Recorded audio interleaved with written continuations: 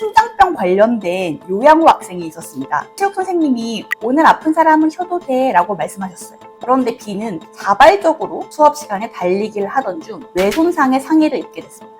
판례는 과연 이 사례에서 체육 선생님의 책임을 인정했을까요?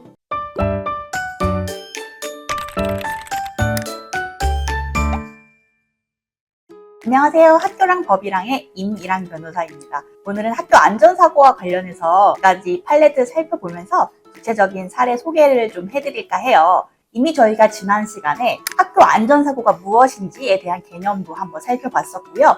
체육 시간이라든지 과학 시간 판례도 잠깐 소개해드리긴 했었습니다. 그런데 선생님들과 좀 이야기를 나눠보니까 요즘 학교 안전사고 관련된 분쟁이 참 많고 민원도 너무 많고 뉴스를 통해 보셨겠지만 학교 안전사고로 인해서 선생님들께서 형사적인 책임까지 지는 경우들이 왕왕 발생하고 있어서 조금 더 선생님들이 판례의 태도라든지 선생님의 책임이 인정되는 기준 등을 좀 살펴보실 필요가 있을 것 같아서 각 시간별로 발생할 수 있는 사고 유형을 좀 살펴보도록 하겠습니다.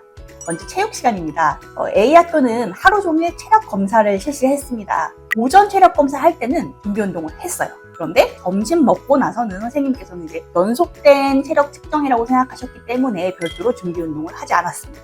그런데 문제는 어떤 학생이 오후에 오래 달리기를 하던 중 갑자기 쓰러져서 사망하는 사고가 발생했습니다. 생각만 해도 아찔하시죠?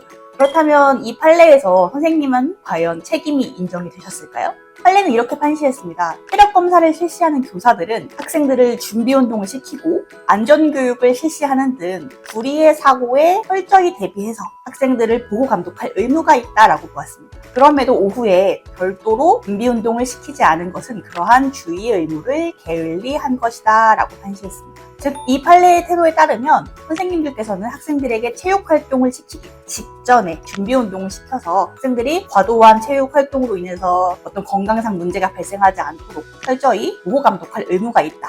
직전에 시키셔야 한다라는 걸 다시 한번 강조를 해드리고 싶습니다.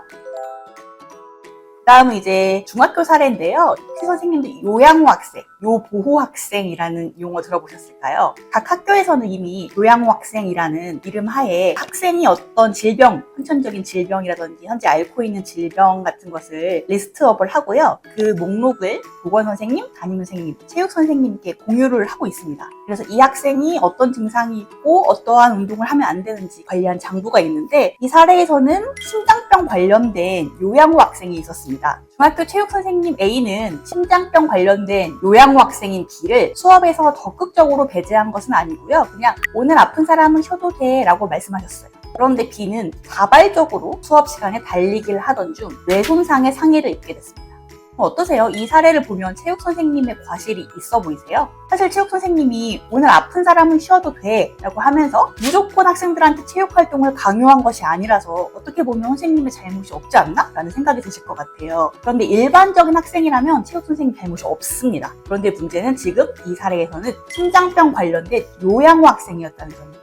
사실 이 사례에서는 학생이 굉장히 심각한 심장병을 앓고 있었고 이미 체육 선생님한테도 이 학생은 절대로 달리기라는 활동을 하면 안 된다라는 점이 학기 초부터 공유된 상황이었습니다. 그런데 아시다시피 체육 선생님이 너무 여러 반을 한꺼번에 수업하시다 보니까 그런 걸 매번 챙기기가 조금 어려우셨을 수도 있고 또 학생이 자발적으로 하겠다고 하니까 학생을 존중하는 측면에서 그냥 뛰도록 하셨을 수도 있죠. 그런데 문제는 이 학생이 뛰다가 뇌 손상에 아주 굉장히 심각한 상해를 입게 된 것입니다.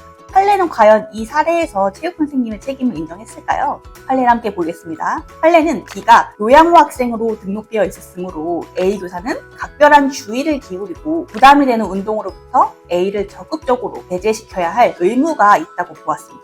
체육 선생님 결국에는 학기 초에 요양후 학생 그 목록을 받으신 다음에 이 학생들이 어떤 운동을 하면 안 되는지를 철저하게 파악해서 좀 무리가 되는 활동으로부터 학생들을 배제시켜야 할 적극적인 의무까지 부여되어 있다고 생각을 하셔야 할 것입니다. 사실 이 사례는 좀 안타깝게도 민사적인 책임뿐만 아니라 선생님에게 형사 책임까지 인정이 됐습니다. 어떤 형사 책임이 있을 수 있을까요? 바로 업무상 과실치상인데요. 교사가 업무를 하던 중 과실로 타인을 상해 입도록 했다라는 그런 취지에서 업무상 과실치상죄까지 인정됐던 안타까운 사례입니다.